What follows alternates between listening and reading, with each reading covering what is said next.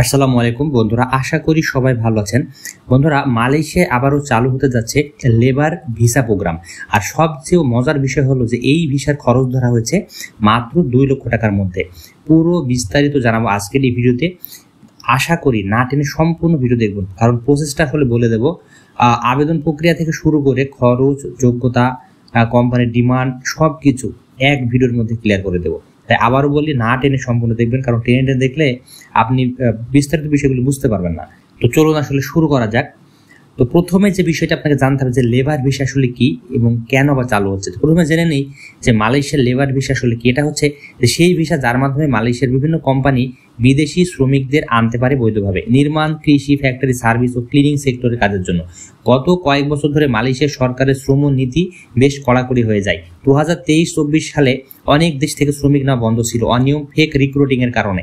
কিন্তু এখন 2025 সালে তারা আবার নতুন করে labour rehiring and recruitment programme চালু করতে যাচ্ছে, যেখানে বাংলাদেশ সহ 13টি দেশ থেকে বৈধভাবে শ্রমিক নেওয়ার অনুমতি দেওয়া হবে।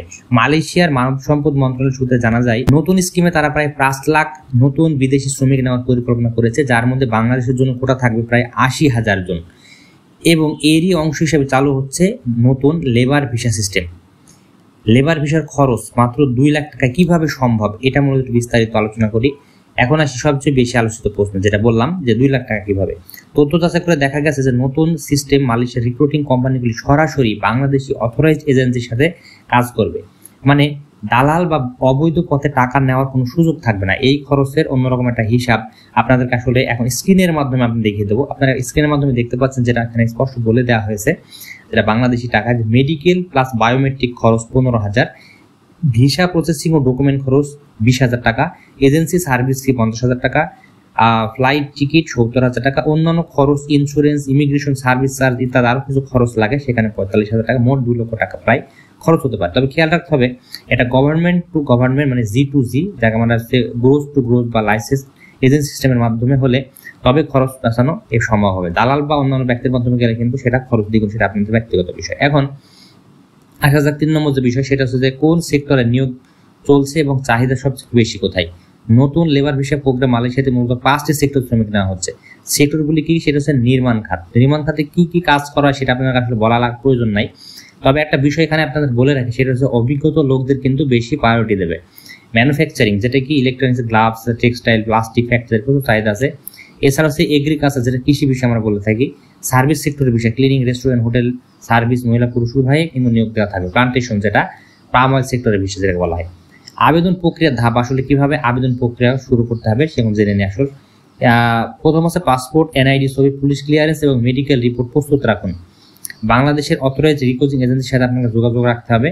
এই রিক্রুটিং অথরাইজ এজেন্সি কোথায় পাবেন, সেটা হচ্ছে বায়রা। বায়রাতে গেলেই আপনি গুগলে সার্চ করবেন বায়রাতে গেলেই রিক্রুটিং লাইসেন্সারি এজেন্সিগুলো আপনি পেয়ে যাবেন। এরপর হচ্ছে এজেন্সি আপনার নাম মালয়েশিয়া কোম্পানি পাঠাবে, এরপরে ভিসা অ্যাপ্রুভালের জন্য কোম্পানি অনুমতি দিলে আপনাকে কলিং ভিসা পাঠাতে হবে। শেষ ধাপে ফ্লাইট ইমিগ্রেশন প্রসেস সম্পন্ন করে আপনি বৈধভাবে মালয়েশিয়ায় প্রবেশ করবেন। কোনো ভুল করলে ভিসা কি বাতিল হবে, এটা একটা প্রশ্ন। অনেকে ছোট ছোট ভুল করে বড় ক্ষতি করে ফেলে, তারা সাবধান। জরুরি কিছু বিষয়গুলো আপনাকে বলে নিই। ফেক মেডিকেল রিপোর্ট বা ফেক ডকুমেন্ট দিলে ভিসা বাতিল হতে পারে। অবৈধ এজেন্টের মাধ্যমে আবেদন করলে কিন্তু ভিসা বাতিল হতে পারে, ব্ল্যাকলিস্ট হতে পারে, এমনকি আপনার টাকাটা অর্থদণ্ড হতে পারে।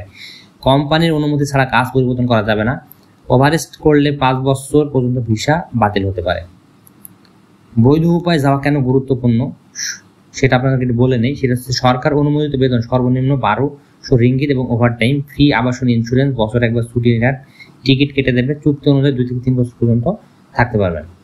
এখন সব থেকে গুরুত্বপূর্ণ যে বিষয়, সেটা হচ্ছে আসলে কখন থেকে এই ভিসার আবেদন শুরু হবে। বর্তমান তথ্য অনুযায়ী মালয়েশিয়া সরকার নভেম্বরের শেষের দিকে বা ডিসেম্বরের প্রথম সপ্তাহ থেকে লেবার ভিসার আবেদন আনুষ্ঠানিকভাবে চালু করতে পারে।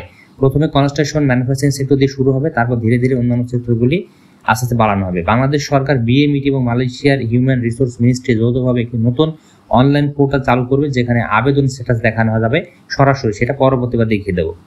তো এই হচ্ছে আসলে বিস্তারিত লেবার ভিসার বিস্তারিত বিষয়। আর একটা বিষয় আপনাদেরকে আসলে বলে নেই, সেটা সার সংক্ষেপ, সেটা হচ্ছে যে সরকার নির্ধারিত এই 2 লাখ টাকা বৈধভাবে বিদেশে কাজ করা সম্ভব। শুধু দরকার সঠিক তথ্য আর একটু ধৈর্য, সঠিক গাইডলাইন, সঠিক জায়গায় আপনাকে যেতে হবে। তাই যারা মালয়েশিয়া যেতে যাচ্ছেন এখনই প্রয়োজনীয় কাগজপত্র তৈরি করে রাখুন, কারণ কোটা খুললেই প্রথম আবেদনকারীরা সবচেয়ে দ্রুত আবেদন করতে পারবে। ভিসা নয়, সততা আপনাকে পৌঁছে দেবে আসলে মালয়েশিয়াতে।